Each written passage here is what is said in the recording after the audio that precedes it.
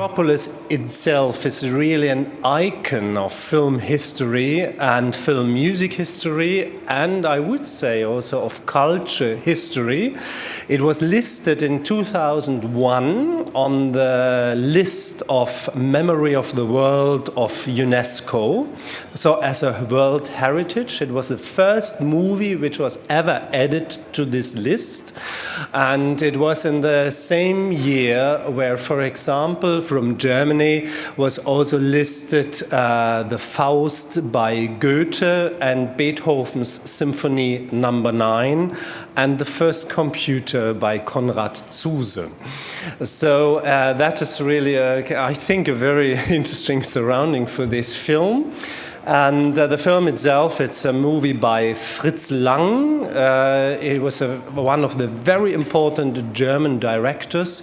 He was starting his career in Berlin, and he did, before Metropolis in 1924, the film Die Nibelungen. Well, it's the same topic for like Richard Wagner's Ring der Nibelungen. And later on, he went to exile to America and continued his career in America till the 60s. But this film was not only done by Fritz Lang, it was also done by his wife in that time, Theo von Harbu. She wrote the script of this movie, and it was a very important collaborator was the composer Gottfried Huppertz. The three of us, of them, worked together already in Nibelungen, so it was really a team at that time.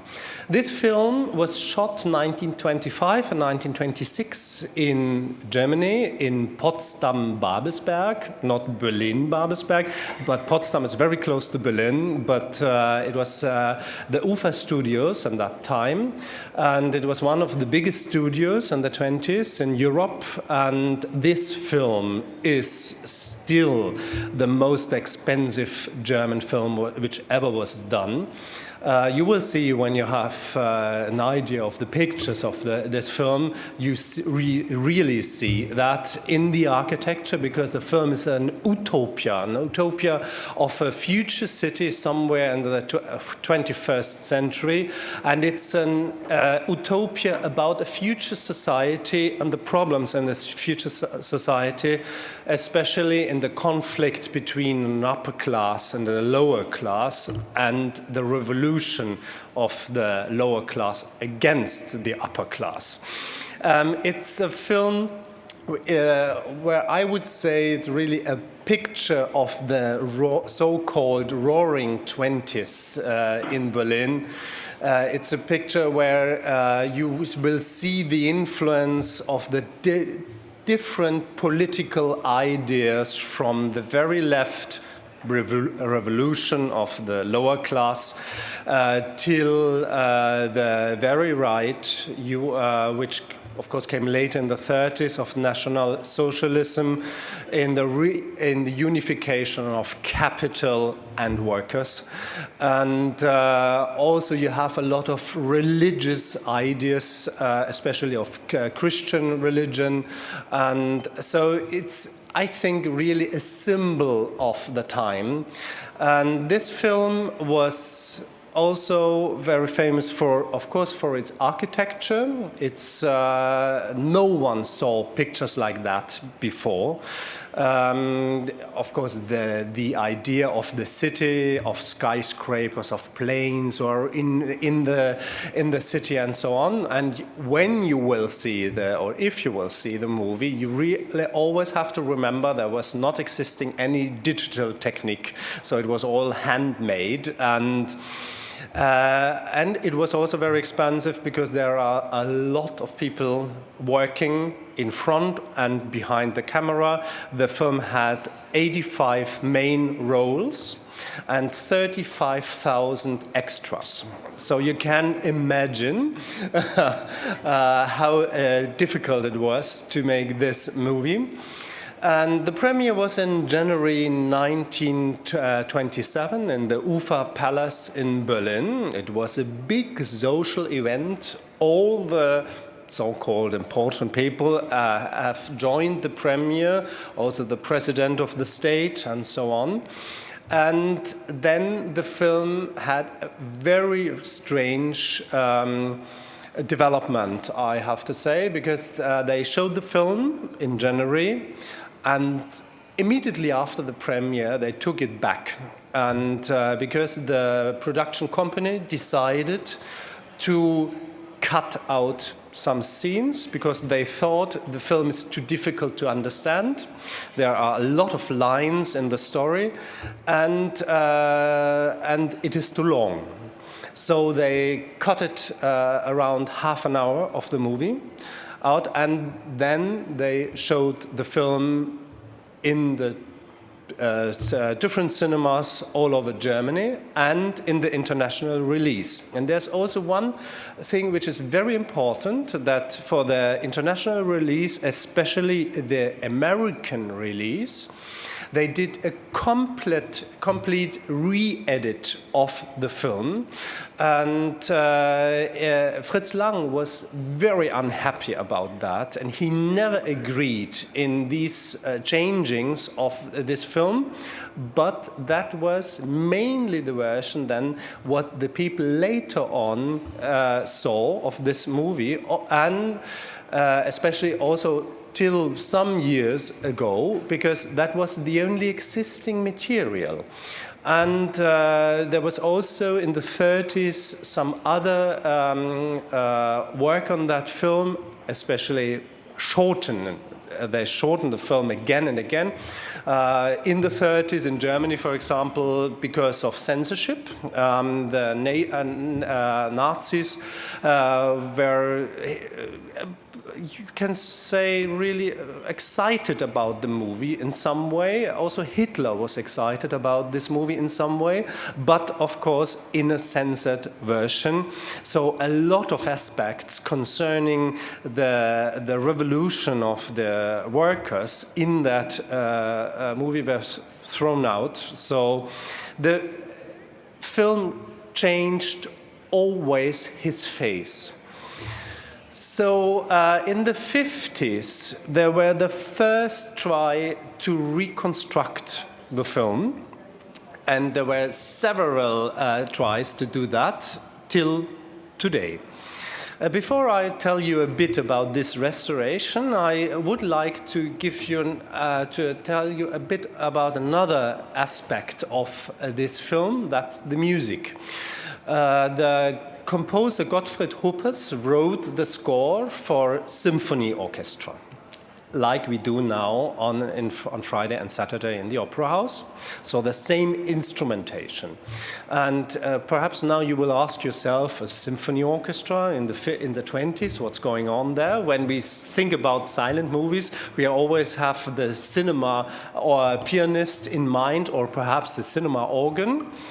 But that's a bit not the right way, because of course, the cinema pianist was existing, but only in the province, in the small theaters. But in the big film palaces, there was engaged an orchestra. This film was done in Germany. So to give you an example from there, in Berlin in the mid-20s, there were existing a lot of film palaces, and around 30 of these film palaces have engaged an orchestra of 50 people or more each. So that is really unbelievable for now. Now, for example, in Berlin we have a discussion if it's necessary to have 3 opera houses or not, because we have 3 opera houses there. But to have 30 film palaces with an orchestra, that is really amazing. But that was the way to show films and to see films. Of course, there was no dialogue, there was no atmo. The music was very important. The music was very important not only to illustrate films, it was also important because it was telling the story together with what you see on screen. And so in that time, there were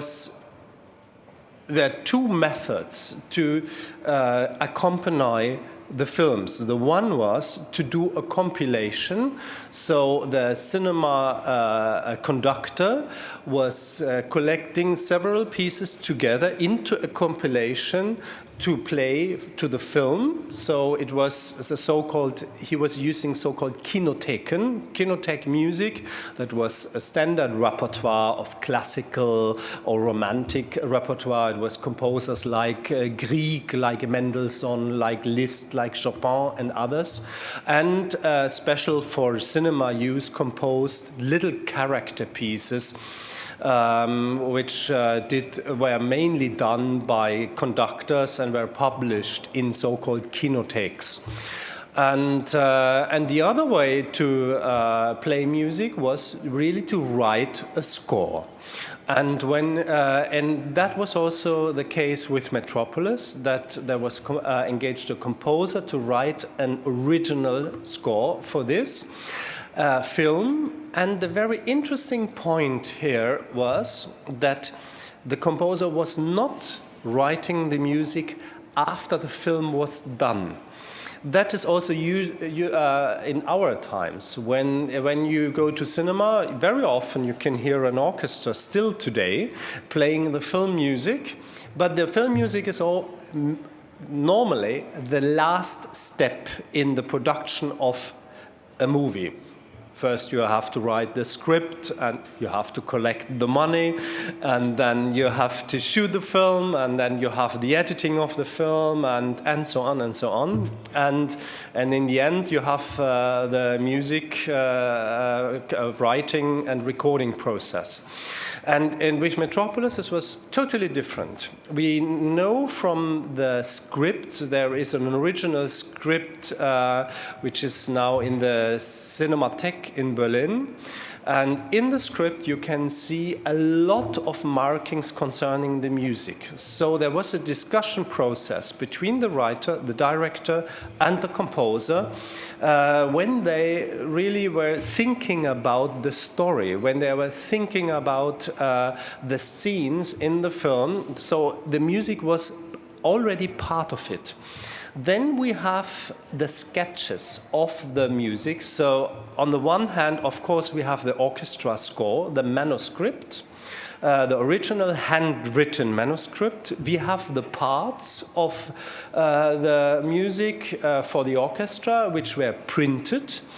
And we have the sketches of the composer. And what was very interesting for all of us when we looked on it very carefully, that the composer wrote always the date to it when he was composing it and when he was finishing a scene. And we found out that it was during the shooting, not in the end, really during the shooting. So there was at least the film was not edited at all. He was already composing the score. And that was a very interesting point. So, and it was also interesting that we found photos from the shooting, and we see the composer always beside of the scenery, sitting on a piano and playing the music at the same time when they were shooting the film. So that makes for us understandable why the actors are acting so close to the score. I tell you that because this is a very important point for the restoration. There was a very big restoration process in 2001 because that was the first time where it was that they tried to make a digital restoration of the film. So they collected all the prints which survived in the world together. They digitalized it, and they were doing a version, the so-called 2001 version. There was a big premiere of this version in Berlin, and there was also a release. Perhaps some of you know that version, but there was still missing half an hour of the film. And it was quite important half an hour of the film, not in the block, but at several spots in the film. There was here a little bit missing, there a little bit missing, and so on.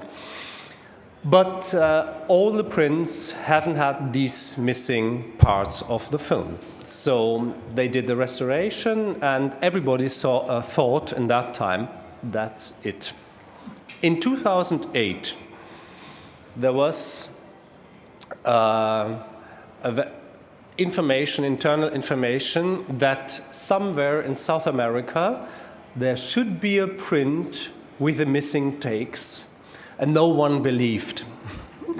So they brought the print from Buenos Aires, it was in Argentina, to Berlin, and all the experts were sitting together in the cinema of the Cinematheque, and everybody has had an idea of what where the missing takes looking like, because of course we knew the story, but we had some photos in mind, but of course not the moving image, and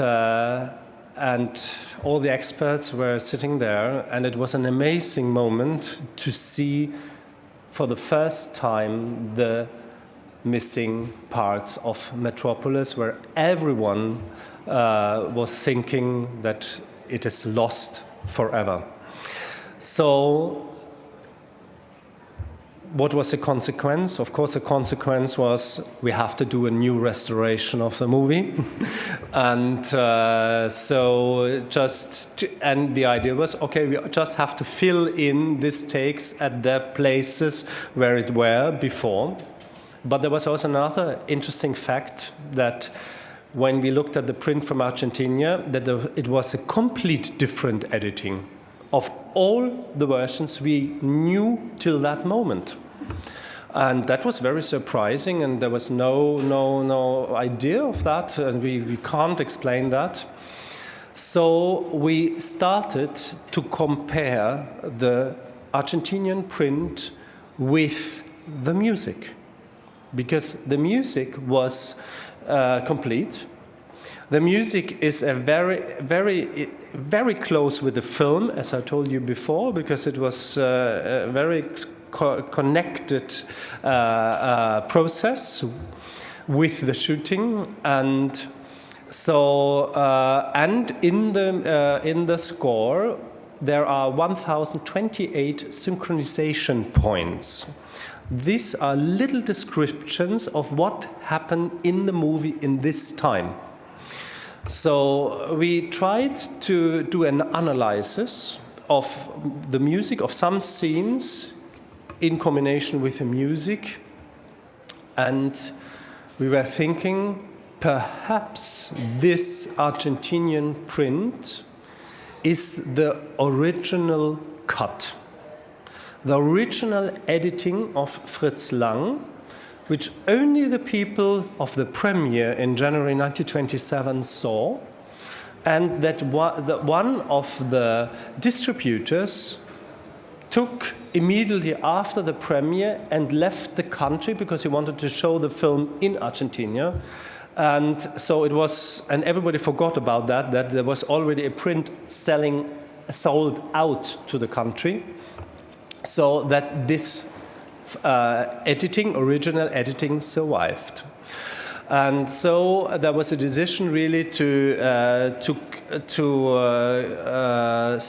do a complete analysis of the whole movie, which took around 3 months to see if our theory is correct.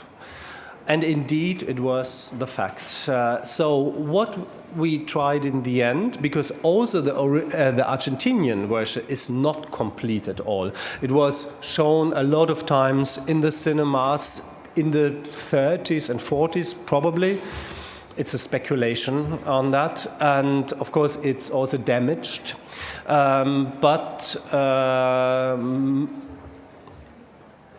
There are scenes missing which we have had in the other versions, but in a different editing. So, but because of the Argentinian print, we could understand the system, the the strategy of Fritz Lang, how he was editing originally his movie. So we tried to find a complete concept for the whole film, also for the parts of the Argentinian version which is not there, to do this so-called director's cut, and this was done on the basis of the music, because that was the most complete and clear material. So technically we did it in, that we put all the score into the computers with a sampler technique and a sequencer technique, so that we had it on electronics, so we could work with this always in hearing the music.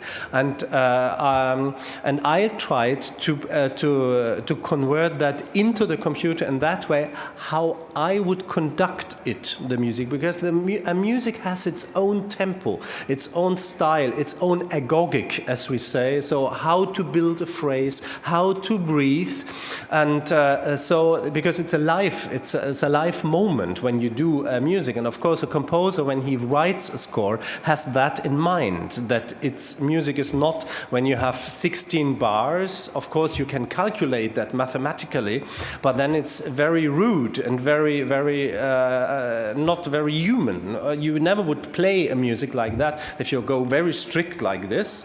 So that I tried to have that in mind also when we put it into the computer, and when we heard the music and in the analysis of the music, we tried to fit the scenes and the sequences and the real 2-second, 1.5 second sequence in an order, and to see how it works with the film, to find the original way of order of the sequences and of the intertitles, because of course we have no dialogues and there are intertitles. And the problem of the German version was that there are no German intertitles anymore, and we didn't know the length of the intertitles, so we could calculate them on the basis of the music. And this was really a fascinating effect in the end, because for the first time we really had the feeling that the music and the film is working together. Because in the previous versions, and I have to tell you that when I started to work with this movie, and to prepare music and to synchronize the music that it fits to the version I had, it was totally different. It's my 7th film version I have now. I had to prepare, and but for the first time I really had the feeling that it fits together. It's fluent. It's really fluent, music and film together, and that's because that we really see that the editing is for the first time really in the right order, so that everything goes together. This version was then also digitalized. Of course, we did a digitalized restoration on that. And when you see the film now, you will see that there is a different quality of picture, because the Argentinian version was very damaged, and the film was only 16mm film format and not 35mm. So you really recognize the parts of Argentina and the parts of the film of all the other prints, and that is very interesting, because now you can also recognize what was out and what was out. What was very interesting for us, because I don't know how many of you know the film, but there is one person in the movie who is the private secret secretary of the master of Metropolis, called Der Schmale. And it was played by a very famous actor of that time. and he nearly disappeared in all other versions. And this person really tells you how the system of Metropolis and of the master of Metropolis works. It's a figure out of a bit of CIA secret officer or in relation to Germany of a future Gestapo man. And so that is in some way very interesting to have this figure now back, because in the end this makes the film, it's a very modern film in any way, but it makes it really more political. It's really this political aspect of this movie. As I said before, it's a picture of the time. It really is now complete, because now you can understand for the first time how the system of Metropolis is really working. The premiere of Metropolis of this version 2010 was in the International Film Festival in Berlin in February last year, with a live transmission in the television and on the Brandenburg Gate. It was the national symbol of Germany. And so we are very happy now in the end that we can present this version, this complete version, or the director's cut, with the music, the original music, here in Sydney on Friday, on Saturday. And so I'm now open. If you have any questions to this, please ask. Feel free to ask, and I try to answer. Yes, please. Just a moment, there's coming, he will bring you a microphone, and then it's understandable for everybody. So if I understand correctly, the key to the original version was the score. Yes. Isn't that amazing? Yes. That is indeed amazing, and it's really also the first time what we know that a restoration process of a film was done in that way. Because really to have the music as the main role and main basis to do a film restoration, so really to do it the other way around, that is an interesting aspect. But of course, on the other hand, it's a silent movie, and a silent movie is 50% picture, 50% music. And because there's 0% dialogue and atmo, so and it's an art form. It was an art form of 35 years till 1929, and then of course the sound film was invented. And by the way, in that time, a lot of musicians were getting workless because they were fired from the cinemas. And in Germany, it was 13,000 musicians who were getting workless because of a technical invention. But I think that we now find back to this kind of art form. I think it's not only the look back, it's something which has to do with our own today. When you see this film and when you hear this music, you will forget that it's an 85 picture old old picture. It's really it's a story. It's the way how it was done. Of course, music played live by an orchestra. All that together is a special art form, what we call, in the words of Richard Wagner, Gesamtkunstwerk. So an art form which brings all the art together. And therefore, it was the consequence, so to say, that when you like to do a real professional restoration on that, you have to come from both sides, from the film and the music.